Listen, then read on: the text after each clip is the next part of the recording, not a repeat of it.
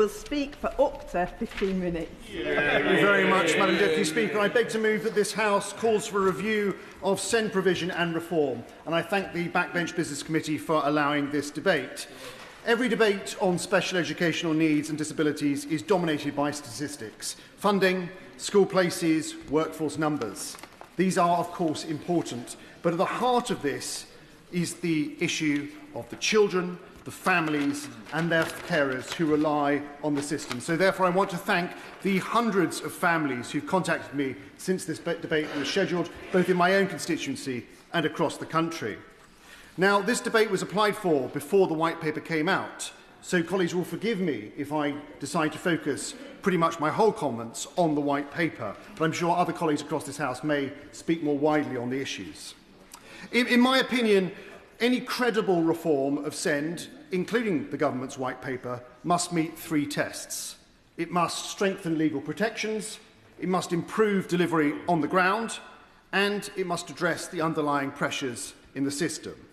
And if it does all of these three, it can and it will save money in the long run.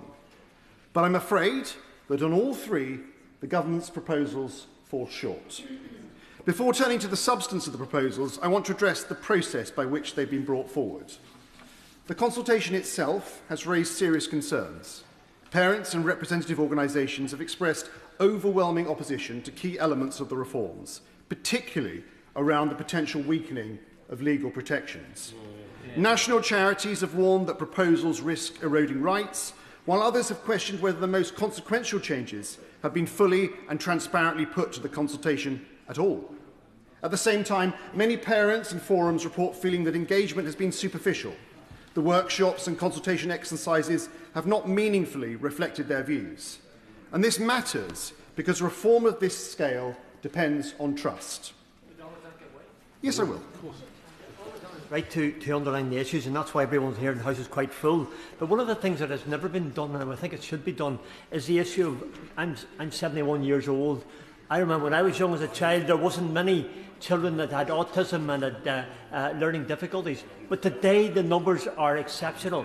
Does the Honourable Gentleman agree it's time to source out the reason why there are so many children with special needs, necessities and qualities that they don't have and they didn't have back in the 60s and the 70s when I was a boy?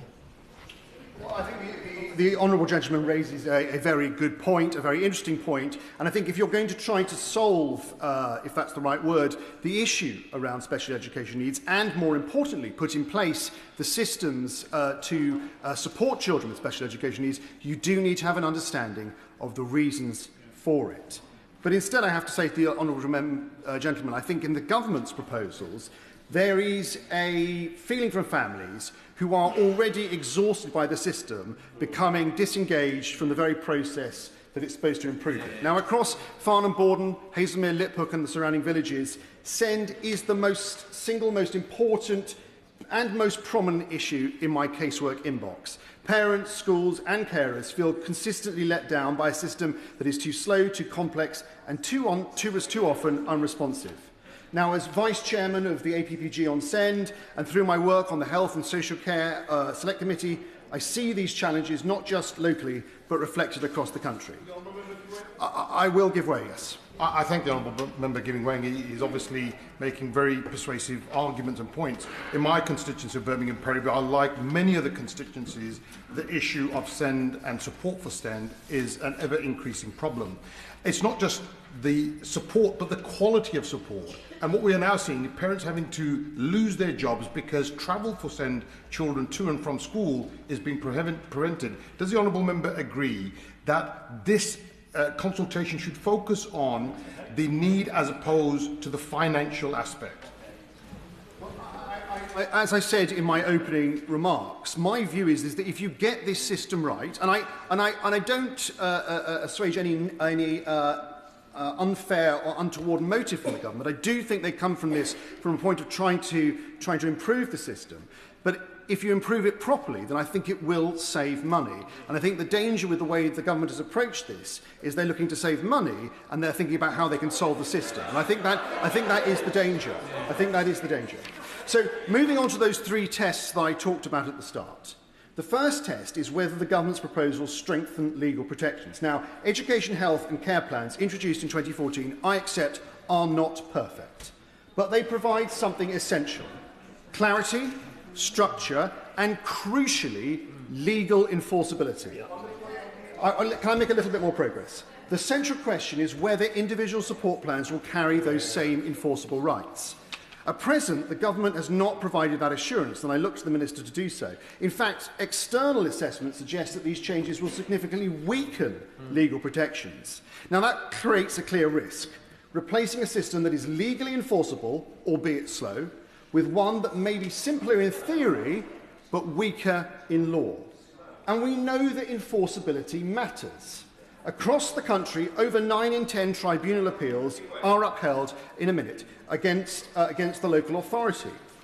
And while, let's be frank, that covers no local authority in any kind of glory, it is evidence that the legal framework works when families are able to challenge decisions. Remove that safeguard and families lose their ultimate protection. I'll give way to number 9.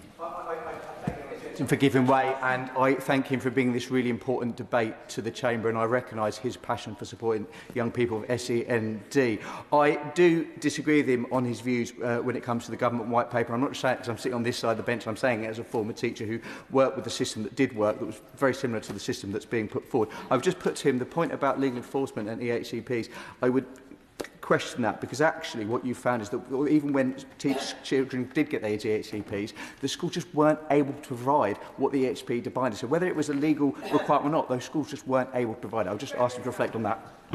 Deputy Speaker, given the amount of time, I'm probably not going to take too many more interventions. On the honourable gentleman's point, I think it's a strange argument to have that because a child has been legally given an EHCP which requires the school to provide a certain level of support, that because, for whatever reason, whether that through the school, through the local authority or whatever reason, that cannot be supported, we should therefore water down its legal rights.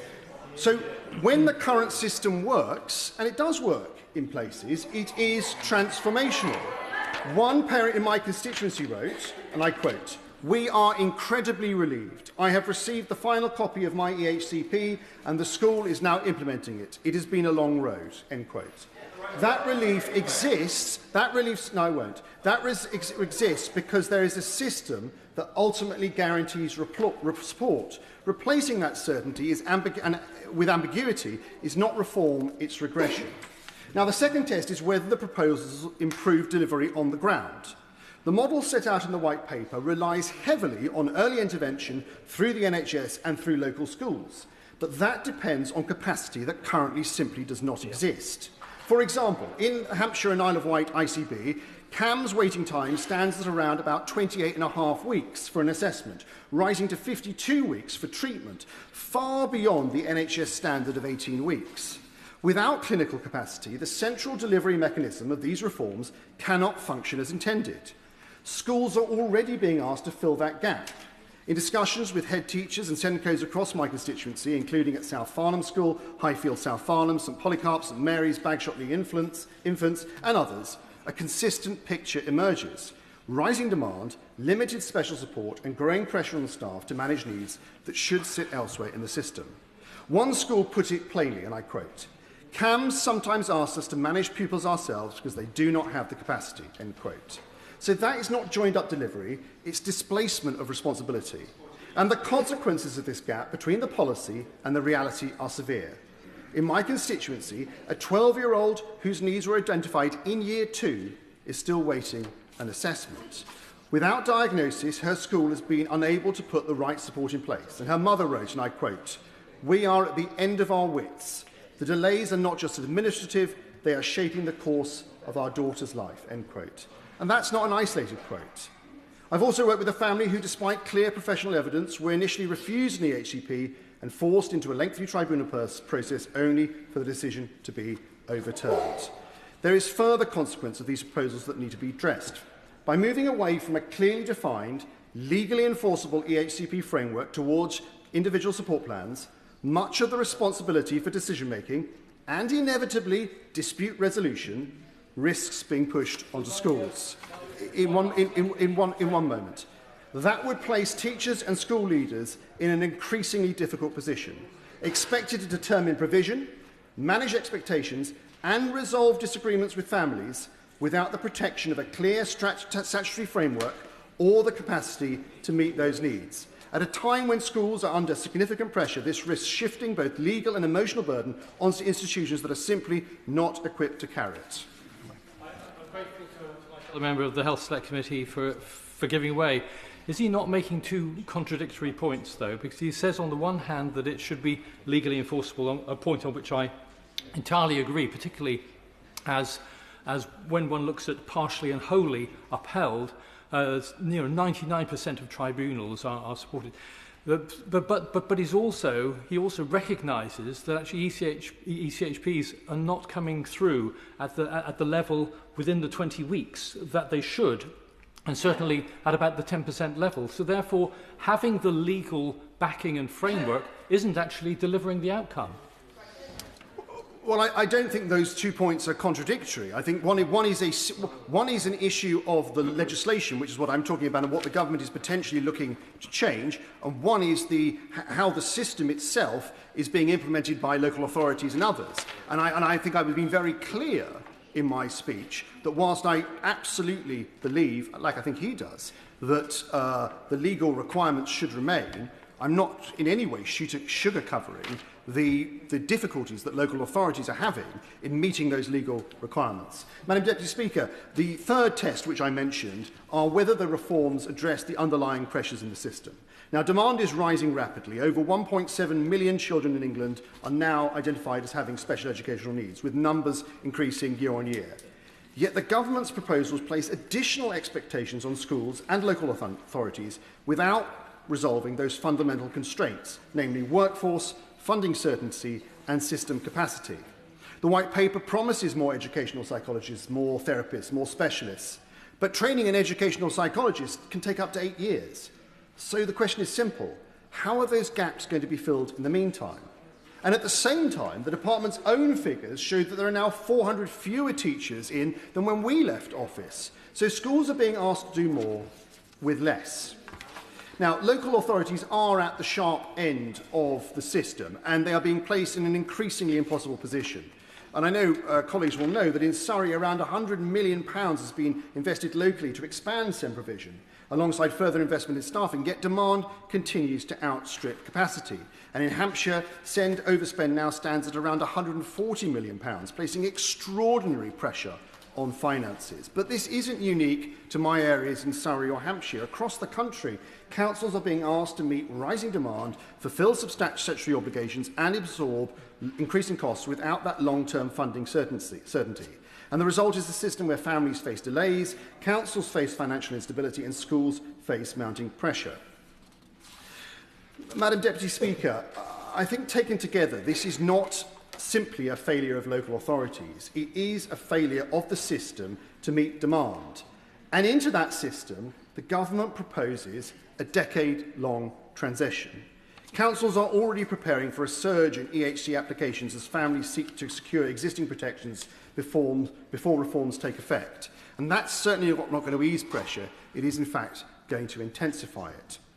Now, through my work on the Health and Social Care Select Committee, I consistently see that SEND cannot be addressed in isolation. The number of children with SEND is rising by about 5% each year, and meeting that need requires genuine coordination between education and health. And yet SEND was almost entirely absent from the NHS 10-year plan. And when I submitted written questions on conditions such as autism, ADHD and dyslexia, the responses revealed that data is not collected individually, but grouped into very broad categories, which is really not joined-up government, it's fragmentation. That needs to change. I want to touch briefly on the independent sector capacity, because independent schools also play an important role in relieving pressure on the system, particularly for children with complex needs. They act as a pressure valve, and I'm aware that some characterise all independent provision as little more than private equity extracting profit. But I can tell you that the independent sector in my constituency provides excellent and comprehensive coverage and capacity. I'm fortunate enough in my constituency to have excellent specialist provision, including schools such as Hollywater, Undershaw, Morehouse, Pathways, the Abbey School and the Ridgeway School. They support children with complex needs every day, and they should be supported. Madam Deputy Speaker, in conclusion, what families need is not another wholesale structural overhaul, nor a decade of transition. They need a system that delivers on time, with clarity and with enforceable rights. So I have a few questions for the Minister. First, will she set out the full cost of replacing EHCPs with individual support plans, including the transition implementation? Can she guarantee that ISPs will carry the same legal enforceable rights, including access to a tribunal? Third, when will additional SEND staff be trained and in post? Fourth, what action will be taken against local authorities that consistently fail to meet statutory timelines? And finally, will the government publish detailed data on specific conditions and systems performance so that outcomes can be properly measured? I would say this to honourable and right honourable members across the House. This is not about defending a white paper. It is about defending the families that we represent. Families are not asking for perfection. They are just simply asking for a system that works. The question of the government is simple. Will it strengthen what exists, or will it replace it with something weaker, slower and less certain? Because on the current trajectory, that is the risk, and it is one, I believe, that this House should not accept. Yeah.